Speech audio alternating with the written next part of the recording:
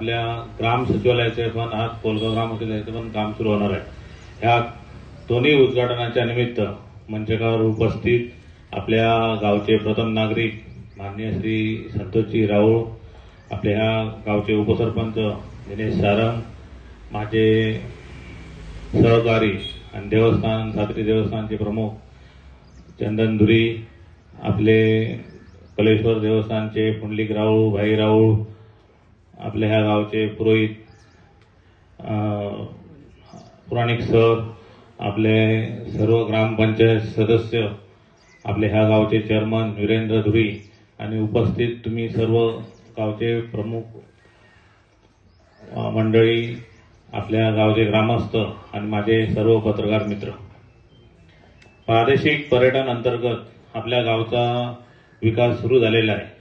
आता काही लोकांनी आपल्या भाषणात म्हटलं की आपलं काम सुशोभीकरणाचं काम सुरू झालेलं आहे, पण खरे अर्थाने आपल्या गावाचा तो विकास पर्यटनामार्फत सुरू झाला आहे, तो आजपासून सुरू झालेला आहे।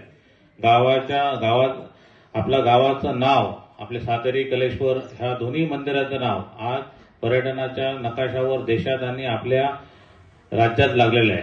उद्या भविष्यात आपल्या गावामध्ये पर्यटक सुरू होणार आहे आणि ह्या पर्यटनाच्या माध्यमातून आपल्या महिलांना रोजगार मिळणार आहे। इकडचे काही युवक आहेत त्यांना रोजगार मिळणार आहे। आता त्याची सगळी जोपासना कोणी करायची, तर आपण सर्व ग्रामस्थांनी करायची आहे।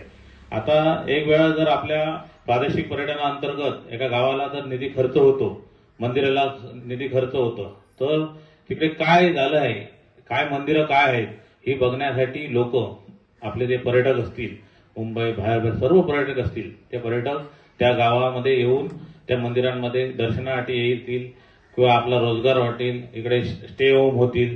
चांगल्या पद्धतीने आपला गावाचा विकास आपल्या हा आता लवकरात लवकर सुरू होणार आहे। आज 1 कोटी सारखा भरघोस निधी हा माननीय आपले प्रदेशाध्यक्ष चव्हाण साहेब असो किंवा आपले पालकमंत्री नितेश साहेब असो, आपले खासदार राणेसाहेब असो आणि आपले स्थानिक आमदार दीपकभाई केसरकर असो, या सर्वांच्या माध्यमातून आपल्याला हा निधी मिळालेला आहे। पूर्वी आपल्याला 1,95,00,000 निधी मंजूर झालेला होता, त्यात काही निवडणूक आपल्या अधिकाऱ्यांनी काही अडथळा आणल्यामुळे तो आपला निधी थांबला।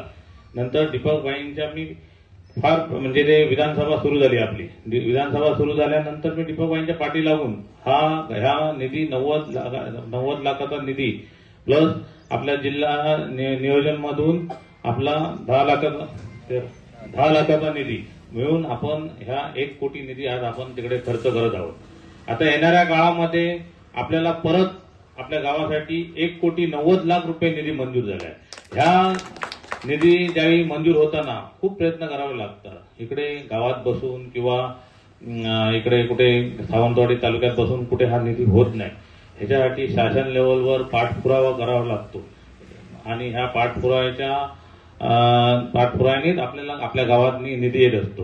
दुसरा जो 1,90,00,000 रुपये निधी येणार आहे आपल्याला, तो आपले पालकमंत्री नितेश साहेबांच्या प्रयत्नातून येणार आहे आणि तो निधी जर आला तर आपल्या गावाचा आणि जोरात विकास होणार आहे, लक्षात घ्या। असे जर विकास निधी आणण्यासाठी तुम्ही सर्वांचं सहकार्य लागणार आहे।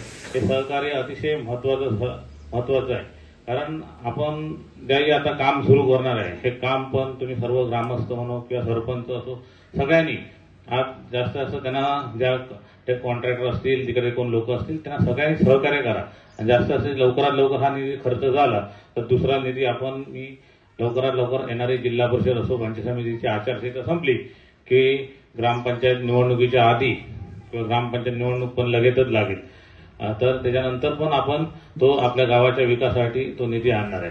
दुसरा आपला जो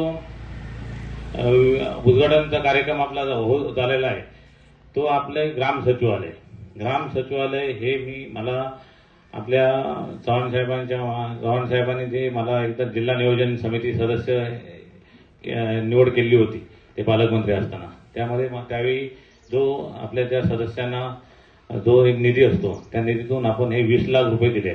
फक्त 20 लाखाची ग्रामपंचायत होणार नाही, तुम्ही एक लक्षात घ्या। ही ग्रामपंचायत किमान 1 कोटीच्या आसपास ग्रामपंचायत होणार आहे, कारण ह्या ग्रामपंचायतीमध्ये सगळी आपल्या कार्यालय आहेत, पोस्ट ऑफिस असो, कृषी असो, आरोग्य असो, महिलांसाठी सुविधा असो, सगळी सुविधा ह्या कोलगाव ग्रामपंचायती ही एकाच जागेवर तलाठी कार्यालय असो, सर्कलांचं कार्यालय असो, एकाच कार्यालयामध्ये ती येणार आहे. त्यामुळे तुम्ही सर्वांनी जो ग्राम सचिवालय आणि आपला जो हा प्रादेशिक पर्यटन हा निधी मंजूर करण्यासाठी जी मला तुम्ही आज ताकद दिली त्याबद्दल